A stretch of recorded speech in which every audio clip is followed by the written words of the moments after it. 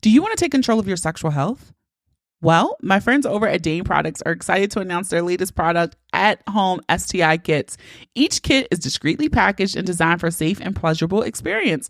All orders are reviewed by licensed professionals and providers in certified labs. Your results are shared via a secure and private portal, and a medical professional will reach out to you to discuss any abnormal or positive result. This is a new year, so you should prioritize your sexual health and well-being. Knowing your status is the most sexiest thing ever. And as a Boonie Breakdown listener, you can receive 10% off your purchase by using the code Boonie10, all caps.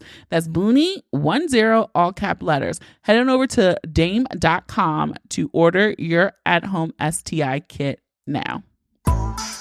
Hey y'all, it's your girl Boonie, and you're listening to the Boonie Breakdown podcast, your source for all things responsible and ratchet. All right, welcome to this week's episode, because you know what it is? It's a solo episode with your girl Boonie, and I do one of my quintessential Boonie 5 spots for this week's episode. So you just go ahead, stick around, because it's just me talking this whole episode with you, listening and laughing, hopefully. All right, we're just gonna hop right into the pick of the week. My pick of the week this week is a tweet, and I have been, I mean, when I say I laughed till I cried about this tweet. And so this tweet was at Thought Leader tweeted, "Open the app, see a girl with hundreds of Stanleys. Meanwhile, back in my day, one cup was enough to sustain two girls." And I still laugh. That shit is fucking funny. And if you don't know, wait a minute, if you know, you know. But if you don't know and you don't get the reference for this tweet, go ahead and Google 2 cups, 1 girl. And thank me later. Housekeeping. Housekeeping. Come back later, please. Housekeeping. Not now. All right, we're hopping in housekeeping. So feedback from episode 246 with Brian. You guys just all said we're fucking ridiculous. I will say that I did get some feedback because I did make the statement that I thought men who sometimes smoke hookah and put on a show with the hookah is sassy. And on the reel that I posted, there was a big back and forth about it. And if you want to go read it, you can still do it. It's up there. I did not delete it, but it was a lot of back and forth. And so it's the only comment of that kind that I received about that. But there may be some other people who believe that. I won't discount that. And it is what it is. But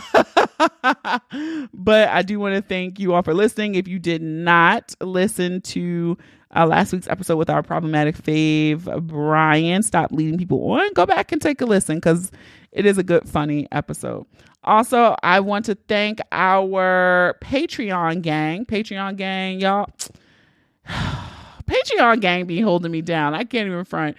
I really do love our Discord chat, but I did ask the gang to let me know what poll. In a poll, I asked what was our next book club selection. Was it going to be a ratchet book club selection or a responsible book club selection? And overwhelmingly, 100% of the votes cast said a ratchet book club selection. So Patreon gang, our next book club will be ratchet. And I will be announcing that later this week. Also, I want to let everybody know we're gearing up. I'm back outside. Everybody's outside, right? I will be a part of our girl and friend of the podcast, Vanessa with Vag Esteem. She's having an event, Sex Ed Pop-Up. It'll be in Baltimore. There'll be vendors. It'll be art. It'll be workshops. It's on February 10th. 12 to 4 p.m. at the Baltimore Peninsula. It's a very cool up-and-coming neighborhood here in Baltimore. So if you want to see your girl, I will be there vending. I will actually have a little segment on the main stage. So if you love a Boonie live show, you want to get your mouth wet, but you also want to maybe possibly even meet some of the great guests that I've had on the podcast already, or we've had on Patreon gang. Some of them will be also at the event. Right now, there is a $10 off coupon code. So if you use the code POP24, you can save $10 off of your ticket. So Hopefully, I will see some of you there and we'll have a good time with our friend Vanessa of Vagesteem. And last but not least, before we get into the episode, please leave a 5-star review. I'm assuming most of you, especially if you're listening to a solo episode, you've been here, you've listened to a few episodes, but maybe you just haven't rated us. If you listen on Apple Podcasts or if you listen on Spotify, that is a quick, easy way to really help. So the number of listeners I have does not match the number of 5-star reviews that I have on either platform. So if you are listening on Spotify or if you are on Apple Podcasts, please, please, please, if you could leave a 5-star review. If you're on Apple Podcasts and you want to type some words with it as well, it'll be great. I think it's been over a year since I've gotten them, and I know that I've been on a hiatus, but please, please, please, guys, if you could leave me a 5-star review, I would greatly appreciate it. So that is it for me. So let's get ready to break it down.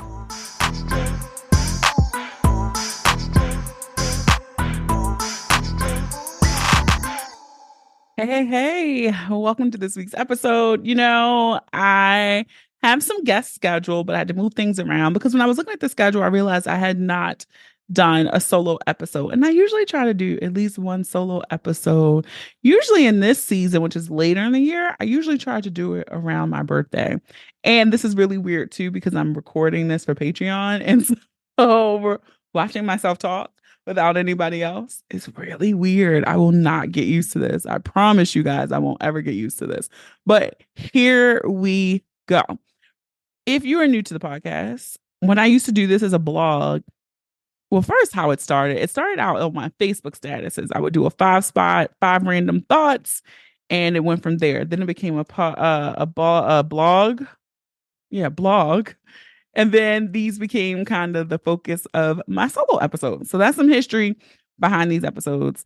And first, we're going to get into the first one. Pick one. Vision board. So I did share a reel, and I'm not sure how many of you know, but I am a faithful vision board girl. I do them every year, and I've done a vision board every year since 2012. Mama Ratchet and I started this with a small group of friends. It was a couple of her friends, a couple of my friends who had mentioned this, who had done vision boards, were curious about them.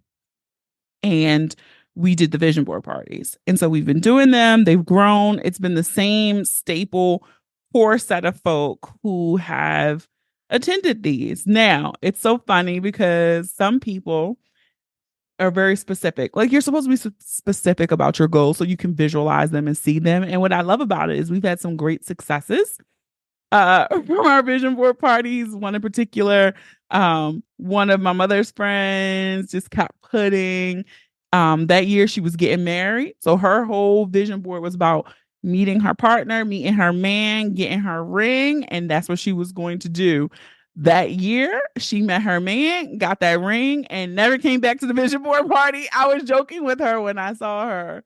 But look, it works.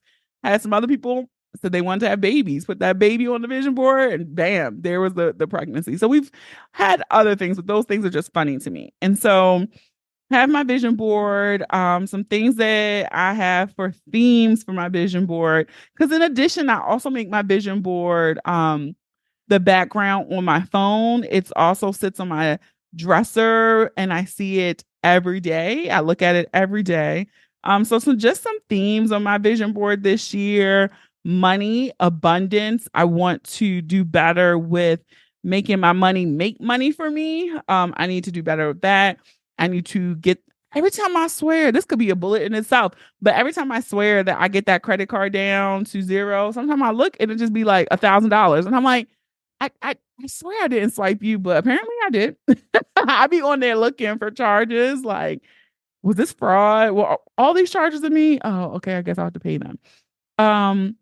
About some healthy habits I need to develop with eating to keep doing some weight loss things, travel, things that I want to do around my house to personalize and make my space more home. to make my space a reflection of me, to make my space somewhere I want to be. And it's a little section on there about love as well. So those were like my major themes. But what Mama Ratchet found that she wanted to do different this year, and she's done it, to take some of those visions and for things that are more actionable, measurable goals, make 25 of them. And she made a vision board bingo. And so throughout the year, or you could do one a quarter, however aggressive you want to do it. I believe I haven't done my bingo board yet, but I'm committed to having it done by the end of January. But Mama Ratchet did hers, and I think hers is for the year. And she has various things on there, which were visions on her vision board, but she broke it down into, like, for example, I said I want to do some healthy things.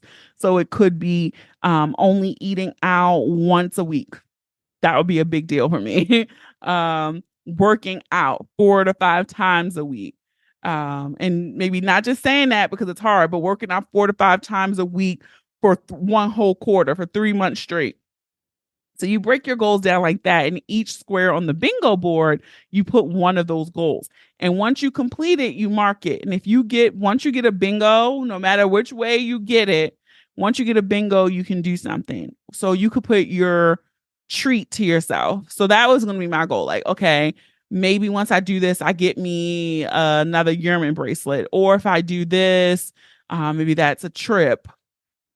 But depending on how the bingo board is laid out is how I'll do my goals. So for somebody who's saying, I'm not a vision board person, I don't want to cut up magazines and do that whole process, then here's something else you can do. If you just have goals, 25 of them, big, small, middle size, you can put them on a bingo board, and it's a way to hold yourself accountable in a fun way and have a prize at the end. So just wanted to share that with you all very briefly. All right. Number 2. People who do organizational content, what the fuck? I am tired. It is some content that I am just beyond. Like, I know everything ain't for anybody, but I don't understand why the algorithm still shows me this shit because I swipe away. Like, I don't like it. And every now and then, there will be one that I will be looking at. And I'm like, how, Sway? How do you have this much time? Like, the part I don't understand about the organizational content people, the part that I don't understand is when they're doing their refrigeration stocks. And so they have all the things from the grocery store. And then you watch them take the milk out of the milk carton and pour it into another container. You watch them take the eggs out of the eggs and put it in another container. You watch them take the packages out and have to put their sodas in a clear thing. The sodas just can't be on the shelf. They have to be in the clear holder. And I'm just like, is this a deeper conversation about consumerism? I can't speak, but is this like a deeper conversation about this? Because it's like, now you've been bamboozled and not just buying the milk. Now you've had to buy 4 containers to put the milk in. And then when I watch them sometimes, I'm like, okay, you just broke the orange juice. It's a 64-ounce orange juice. You got this little cutesy glass container. You poured the orange juice in that. But all the orange juice didn't fit in the container the cute container. So you still have the container of orange juice in your refrigerator.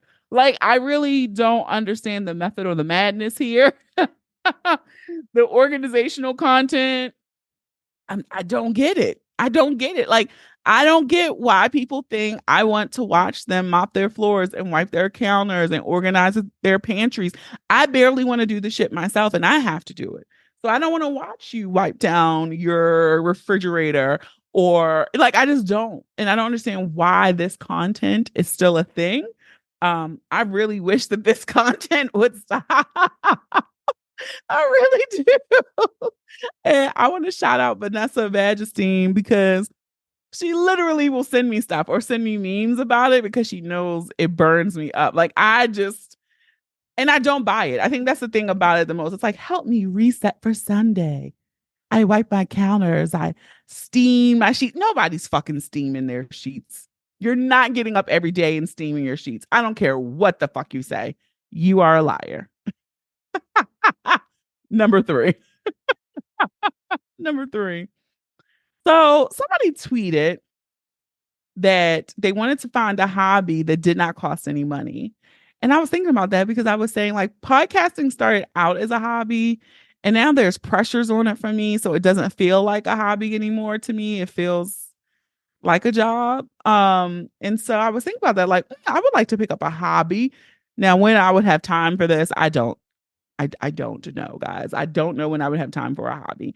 And I was like, but one that doesn't cost money, like I could not think of a single hobby that you can do. And I know somebody's gonna say, well, you can be pick up reading and get books from the library for free. I don't want reading as my hobby. I'm gonna be honest. So, but every other hobby that would require gardening, dance classes, scrapbooking, crochet, like all of these mindless, and I say mindless, quote unquote, hobbies, I feel like would require funds to do the hobby. So I asked this of you all, what what would be a free to low cost hobby besides reading? Share them with me. Well, I'll have it as a Talk to Boonie Tuesday question because I am really curious. What is a free to low cost hobby? All right. Let me know. Number 4. I am so in favor of a lot of AI tools. I know some people are squeamish about AI. I don't use it, but you already do.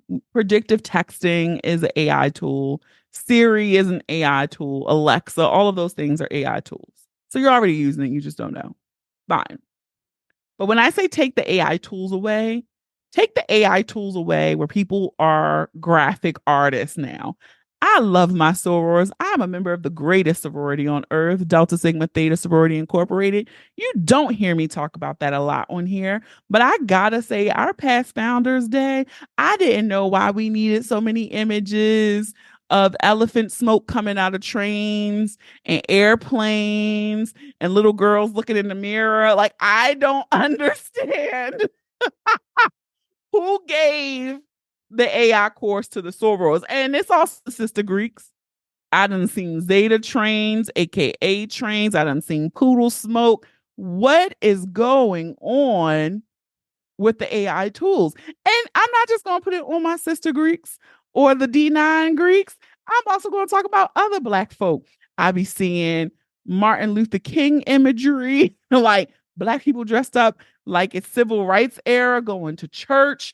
I've seen naked Black people AI tools and all this. And the thing that's the most scariest thing about it all is people can't decipher what is AI and not when you see these pictures. And a lot of times when you look, they'll have 3 ears or 6 fingers. Like something will be off about the image that can tell you that it's not a real person. But I just want the AI tools to go away. Like it was also like that craze, and I see it happening again where everyone was uploading their pictures into whatever platform it was to become an African queen or in the military, whatever the fuck. Like, why? Why? But I think I know because I'm sensitive to it. We're coming off of Founders Day, but all of the Greek imagery, I just didn't understand. It was bullet trains, retro trains, choo choo trains, metro trains, Amtrak trains to let everybody know all these Founders Days was coming. And for the life of me, I don't know. So take the AI tools, take the AI tools away. And the last number 5 on Boonie's 5 spot this week. I was fellowshipping for Founders Day and was having a great conversation with some people. And it's always interesting to talk to people that you don't talk to on a normal basis. Get outside of your normal circle and get some different insights. Sometimes it's affirming when we're talking in relation to dating. What's the dating scene like? When you talk to somebody else, not outside of your pool, sometimes it's affirming. Okay, it's not just me out here having a fucked up time with these men. It's not just me. But what is also nice to know is to get different insight and approaches. And so in this conversation, I thought this was amazing because one particular person was like, y'all focused on the wrong thing. We were saying how we particularly do not care for men from Baltimore. And if we could have a transplant or someone who was born somewhere else and just moved here, whatever the case may be, like we would love that. She's like, y'all worried about the wrong things. She said she just has three simple questions. And I said, you know what? I'm going to have to talk about this on the podcast. She said her three questions are, do you like me? Do you get googly eyed when you look at me? And do you want to spend all your money on me? And that was her qualifying questions to see if she could be attracted or if this person is worth her time. And I was like, okay, her fourth thing, and this wasn't a question, but it was a recommendation, was to show some skin, show your shoulder, show your collarbone, show your figure, show your toes, show something, your ankle. Don't be in these dates all the way covered up. You got to show some skin and be sexy. So somebody else added in that they need the question that they always ask, were you in special ed? Because they think that is very important. They thought that was very important to know your reading comprehension skills or your other communication skills could be affected if you were in special ed growing up. Now, let me tell you something. I never, ever, ever, ever, ever, ever thought to ask a man, who are you in special ed? This shit was the funniest shit on earth to me, y'all. So clearly I am tickled by it. I had to bring it to Ratcheteer Gang because now I am curious. Am I out here slipping? Am I slow? Should I have been asking people, are they in special ed on the dating scene? I just did not know that that was an appropriate question that we're supposed to be. I just didn't know that's where we were. That I need to be asking, were you in special ed? And then how you were in special ed? I just don't know. Y'all know I went to private school. We didn't really have a special ed, quote unquote, right? So I don't know. I just didn't even think about it. And then my question is, if you do ask and they say yes, like, is the date over? Are you instantly not attracted to them anymore? Like, what happens? Are you okay with somebody being in special ed if right now they're functioning and capable and stable and dicking you down and they're nice? Is special ed just like, because remember, we had this conversation over on my Instagram and the Instagram stories about dating people who are illiterate. And for some people, it's okay. And some people, it's a deal breaker. Like, you have to be able to read to get in these panties. You have to be able to, pick up a book if you want to hit. If you want to fuck me, you've had to take the SAT. I don't know, right? Like, not saying these are my qualifiers, but these are the discussions that we have had in the past. And so for me, again, I have never thought, let me ask if you've gone to special ed. Like, for me, it's like, is that more important than knowing for some people that they went to jail? I don't know. These dating streets are too much. And so what has been also happening as a caveat to number 5 is that my friend made my Hinge profile and put me back on Hinge. I have been wailing at it because I just haven't had the time to really commit to that, whatever. And so I have been sharing for Patreon Gang has been getting a special treat because I've been sharing some of the funny encounters or the funny statements or whatever that I have been receiving through the Hinge app. Oh my gosh. Oh my gosh. Some of this is completely unhinged, okay? But Patreon Gang has been relishing in some of my dating app antics right now. So that is it for me for this week's episode. I hope if you watched this, I hope you enjoyed. If you watched it over on Patreon Gang, if you did not watch it on Patreon Gang, you can just go ahead and join. I already told you that in the beginning. Go ahead on over to patreon.com/the Boonie Breakdown and you can get it popping. You can join our group chat. We have a lot of fun in the group chat. I do, like I said, we're going to be announcing the Patreon book club book.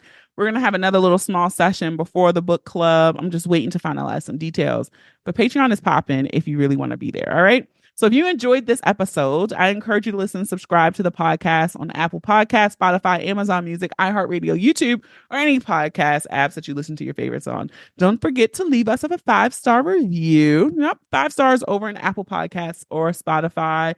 Follow us on all social media. Share the episode with those you love, those you don't love, those you fucking hate. I don't make these pretty images for nothing, okay? Have a dope-ass week. Stay healthy, safe, and sane. Thank you for listening. And remember, the ratchet in me always honors the ratchet in you. Until next time.